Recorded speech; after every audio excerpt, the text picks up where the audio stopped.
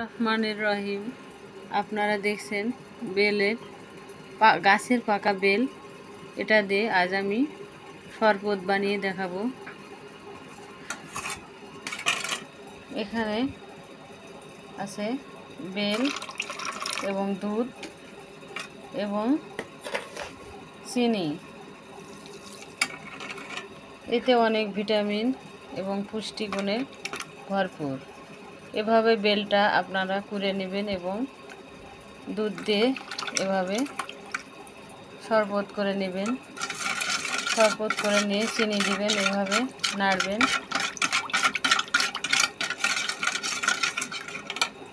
এতে বেলের অনেক পুষ্টিগুণ এবং খেতে অনেক মজা পাবেন।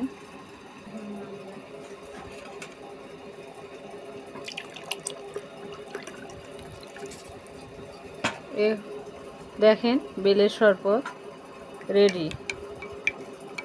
এভাবে আপনারা বেলের শরবত খেয়ে দেখেন, আপনাদের পেট ঠান্ডা করা বেলের শরবত।